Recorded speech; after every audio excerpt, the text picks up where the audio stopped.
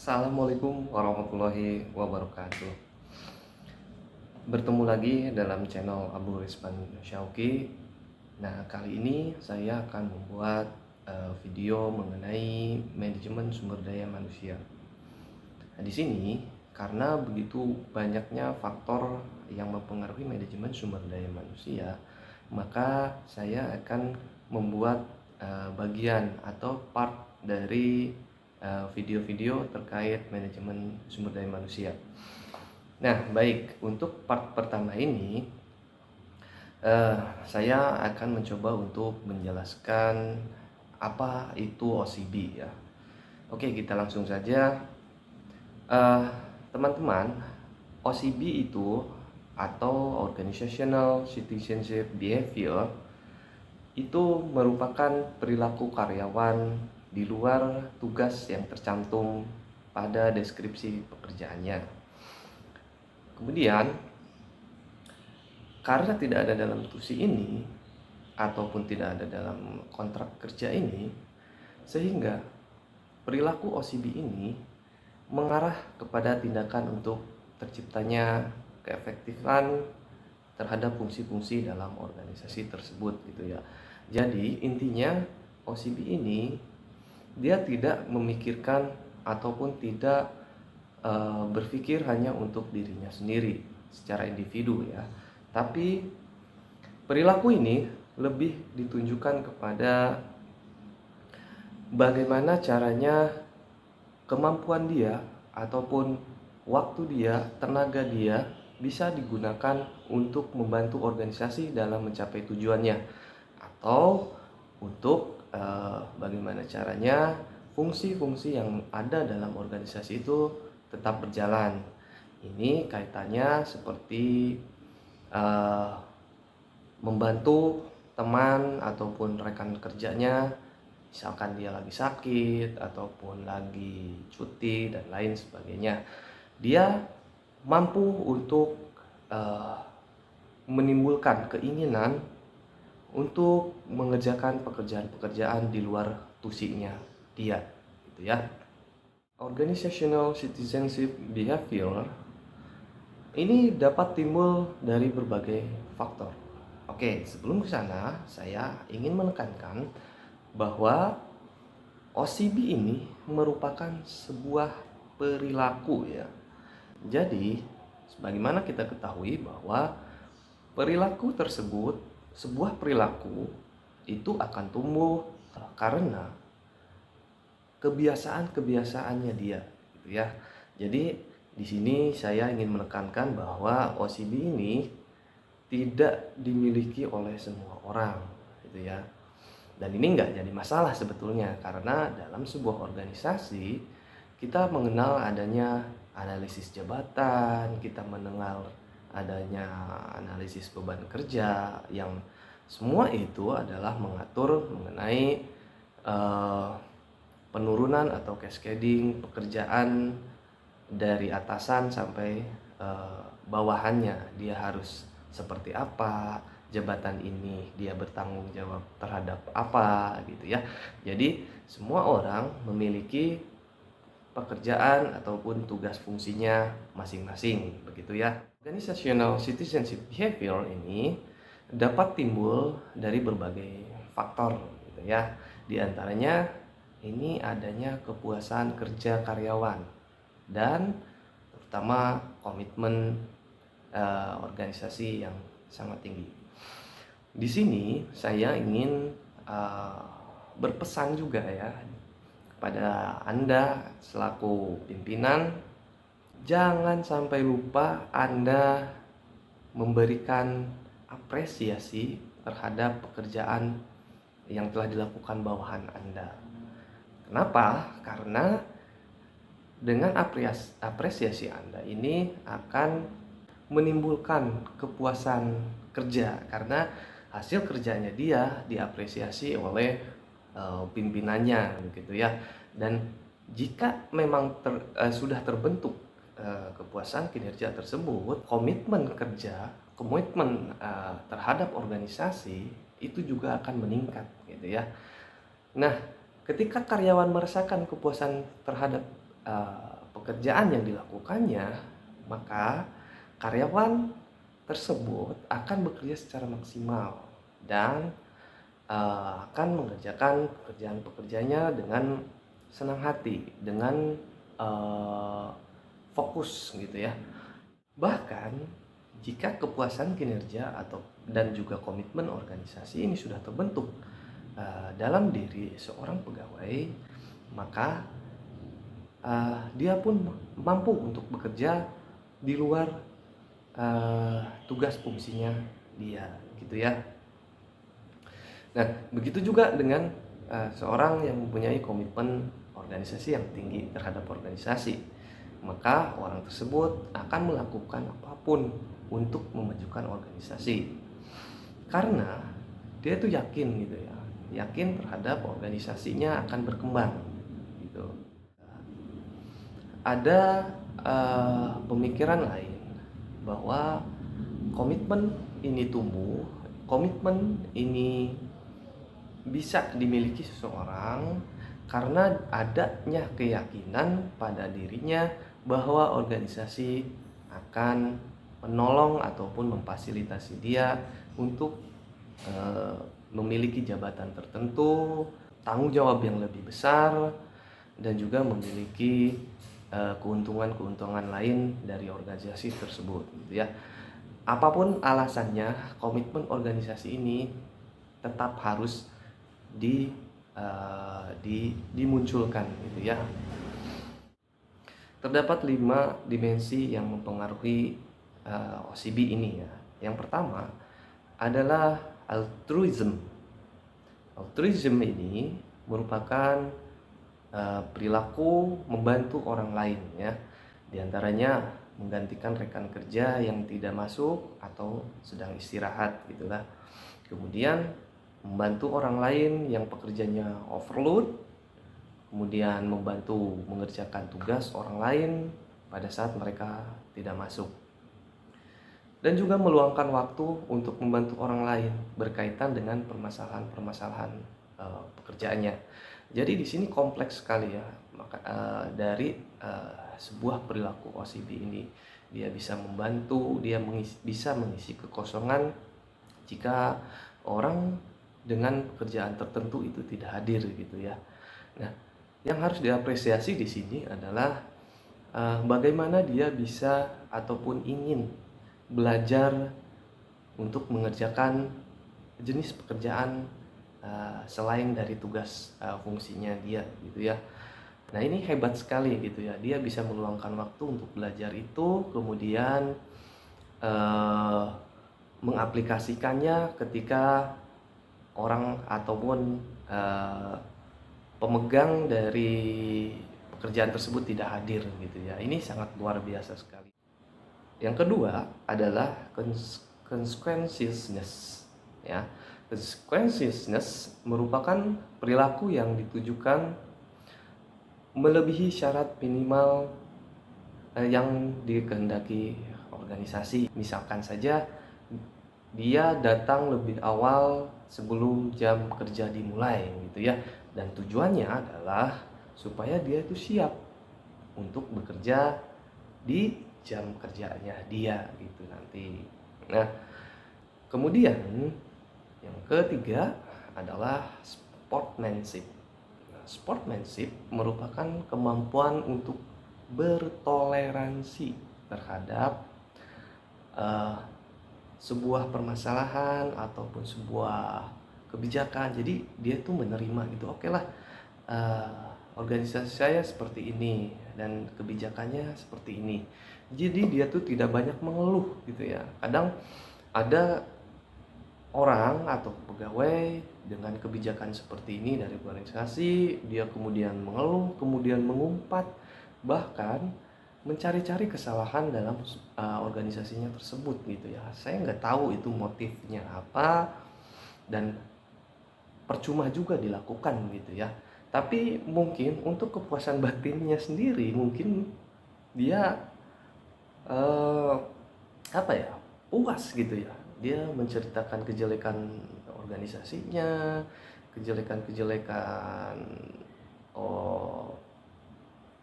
atasannya bahkan gitu ya. Nah, ini jangan sampai terjadi. Yang keempat adalah courtesy ya. Courtesy ini yaitu dia mampu menyimpan informasi tentang kejadian-kejadian maupun perubahan-perubahan dalam organisasinya dia. Jadi ini berkaitan dengan kode etik dan perilaku ya, dia di mana eh, seorang pegawai dituntut untuk dapat menjaga kerahasiaan ataupun informasi-informasi penting yang ada dalam organisasinya gitu ya. Dia juga mengikuti perubahan-perubahan dan perkembangan-perkembangan dalam organisasinya. Jadi dia nggak stuck gitu ya. Jadi nggak, karena kebijakannya tidak sesuai dengan keinginannya, kurang relevan gitu ya. Nah, di sini dia tetap mencoba menerima itu, menyerap, kemudian mencoba memperbaiki sistem yang ada dengan kebijakan yang baru tersebut. Jadi lebih memilih bersikap konstruktif gitu ya daripada destruktif ya gitu ya. Kemudian yang kelima ini adalah civic virtue. Nah, civic virtue ini merupakan perilaku yang mencerminkan keturutsertaan seorang pegawai dalam bertanggung jawab dan berpartisipasi pada keberlangsungan organisasi. Nah, ini contohnya seperti dia memberikan perhatian terhadap fungsi-fungsi yang membantu image organisasi. Nah, jika bekerja di sebuah organisasi atau sebuah perusahaan, maka kita akan mendapatkan cap ataupun label bahwa kita itu adalah dari organisasi tersebut. Baik itu secara prestasinya, segala permasalahan yang ada dalam organisasi tersebut itu akan melekat pada kita gitu ya. Sehingga kita pun harus menjaga image perusahaan yang kita duduki ataupun yang kita tempat kita bernaung di sana gitu ya.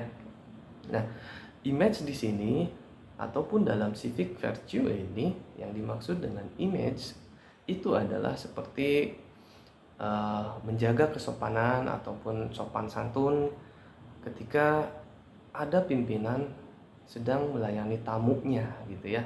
Kita bersikap sopan kepada pimpinan kita, kita menjaga perilaku kita di depan tamunya. Kemudian kalaupun misalkan ada rapat-rapat yang dianggap penting, nah ini tanpa basa-basi lagi, tanpa disuruh lagi, kita harus mempersiapkannya.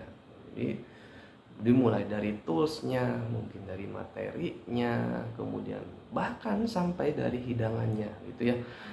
Jadi civic virtue ini nanti akan menggambarkan budaya organisasi ataupun budaya kerja kita gitu ya. Jadi harus hati-hati dalam menjaga image di sini. Oke, itulah 5 dimensi yang mempengaruhi OCB tersebut ya. Kemudian selanjutnya pertanyaannya adalah apakah OCB ini perlu ataupun diperlukan bagi seorang ASN ya. Dan jawabannya pasti iya. ASN itu harus memiliki atau menjalankan kode etik dan kode perilaku. Nah, ini tujuannya adalah untuk menjaga martabat dan kehormatan ASN tersebut dan juga instansi di tempat dia bernaung gitu ya. Nah, dalam poin-poin kode etik dan perilaku tersebut telah dijelaskan nilai-nilai yang harus dimiliki ASN ya. Di antaranya yang berkaitan dengan OCB ini diantaranya adalah pertama adalah menjaga kesopanan, yang kedua adalah menjaga kerahasiaan, dan yang ketiga adalah berintegrasi tinggi gitu ya. Meskipun banyak faktor yang lain yang ada dalam undang-undang ASN tersebut terkait kode etik perilaku, tapi saya rasa tiga faktor tersebut, tiga poin tersebut itu berkaitan dengan OCD di sini. Nah, kemudian pertanyaannya adalah apa sih kelemahan dari OCD ini? OCD tadi sudah dijelaskan bahwa OCD ini dia bersifat sukarela dan di luar job desk-nya, sehingga akan terjadi kurangnya administrasi sebagai hasil kerjanya, gitu ya. Sebagaimana kita ketahui bahwa prinsip dalam sebuah instansi pemerintah, kinerja dapat dihitung berdasarkan jumlah output yang diperjanjikan dalam SKP. Nah, penyusunan SKP sendiri itu didasarkan kepada cascading-nya, cascading PK yang dibagi ke dalam jabatan dan juga tusinya masing-masing yang ada di bawahnya, gitu ya. Nah, di sini karena pekerjaannya ataupun perilakunya yang mendorong dia merasa resah, gitu ya. Dia merasa resah kalau misalkan ada orang ataupun pegawai yang tidak masuk. Kalau misalkan dia nggak hadir, gimana dong nanti pekerjaannya? Gimana dong nanti organisasinya, gitu ya. Nah, di sini karena dia mengerjakan apa yang bukan tusinya dia, maka akan kekurangan dokumentasi yang telah diperjanjikan dalam SKP sebagai penilaian kinerjanya nanti. Meskipun di sini beberapa instansi sudah menerapkan metode, ya. Jadi untuk orang-orang yang melakukan pekerjaan tambahan itu masuk ke dalam muatan lokalnya, gitu ya. Tapi di sini si OCB ini sifatnya kan dia tidak melakukan pekerjaan rutinnya, gitu ya. Maksudnya tidak membantu secara rutin, gitu ya. Dia hanya membantu di saat pegawai yang lain karena sakit, karena apa, gitu ya. Jadi bukan pekerjaan rutinnya. Apakah di sini disebut sebagai pekerjaan muatan lokalnya, gitu ya, pekerjaan tambahannya? Apakah ada jenis pekerjaan yang seperti itu? Saya pikir tidak ada, gitu ya. Nah, ini perlu diperhatikan juga, gitu ya. Apa sih keuntungan bagi yang memiliki perilaku OCD tersebut? Ya, keuntungannya cukup banyak sih sebetulnya. Ya, keuntungan utamanya adalah menambah wawasan terkait jenis pekerjaan yang dilakukan di luar tusinya tersebut, gitu ya. Nah, sebagaimana kita ketahui bersama bahwa peningkatan karir ataupun dalam manajemen karir, kita tahu bahwa ada yang namanya mutasi, adanya rotasi dan lain sebagainya, gitu ya. Perilaku OCD ini dia membuka kesempatan ataupun mencuri start, gitu ya, mencuri start jika dia dipindahkan atau dirotasi ke bidang lain, gitu ya. Karena sebelum dia dimutasi, dia sudah mempelajari bidang-bidang tersebut, gitu ya, ataupun beberapa dari pekerjaan di bidang tersebut, gitulah. Itulah keuntungannya bagi teman-teman yang memiliki perilaku OCD tersebut, gitu ya. Sekarang saya akan mengajak Anda untuk berdiskusi mengenai OCD tersebut. Tadi sudah dijelaskan bahwa OCD ini merupakan perilaku seseorang karyawan yang dapat bekerja walaupun bukan tugas fungsinya dia, gitu ya. Nah, kondisi tersebut memang membutuhkan suatu momen, gitu ya. Kenapa kok dia bisa membantu orang tersebut? Misalkan saja karena orang tersebut memang sedang berhalangan hadir, gitu ya. Jadi di sini konteksnya adalah dia melakukan hal tersebut atau pekerjaan selain pekerjaannya dia itu karena ada alasan-alasan tertentu gitu ya. Cuman di sini dalam segi manajemen ada yang disebut dengan manajemen risiko ya. Manajemen risiko ini merupakan usaha organisasi khususnya pimpinan untuk memitigasi kemungkinan risiko yang akan hadir di masa yang akan datang gitu ya. Nah, termasuk ke dalam bagaimana jika ada seorang pegawai yang tidak bisa datang ke kantor, bisa karena sakit, karena ada keperluan lain, ada cuti. Nah, apalagi kalau misalkan pegawai itu adalah pegawai yang memiliki pengaruh besar di organisasi tersebut gitu ya. Dan seharusnya itu adalah sudah masuk ke dalam mitigasi resiko dalam risk register yang dibuat oleh organisasi tersebut gitu ya. Nah, di sini ada sebuah sedikit kontradiktif ya. Ada pegawai dianggap bagus bekerja karena dia memiliki OCB. Tapi di suatu sisi ada manajemen risiko yang memang permasalahan ataupun kondisi yang ada dalam aplikasi OCB tersebut itu seharusnya bisa dimitigasi dalam manajemen risiko tersebut. Nah, di sini ada sedikit istilahnya mungkin bisa menjadi bahan pembahasan kita semua untuk menjadi lebih baik lagi. Ya, itulah tadi ada sekelumit masalah ya, atau mungkin bukan disebut masalah ya, sebenarnya itu adalah bahan evaluasi kita untuk dapat mensinkronkan antara perilaku OCB ini dengan manajemen risiko tadi ya. Apakah keduanya dapat dibuat suatu sistem yang menguntungkan untuk organisasi kedepannya gitu ya. Itu tadi penjelasan dari saya mengenai OCB ya. Apa itu OCB, kemudian manfaatnya apa, kelemahannya apa, dan juga ada sedikit benturannya di mana gitu ya. Nah, dalam video ini saya juga ingin mengajak kita semua bahwa ada yang mengatakan bahwa nilai ataupun sikap-sikap perilaku yang ada dalam OCB ini itu identik dengan namanya tanda kutip cari muka ya. Orang mau mengerjakan pekerjaan di luar fungsinya, orang mau melakukan sesuatu dengan sukarela, bahkan itu secara formal tidak masuk ke dalam perhitungan kinerja dan juga perhitungan rewardnya gitu ya.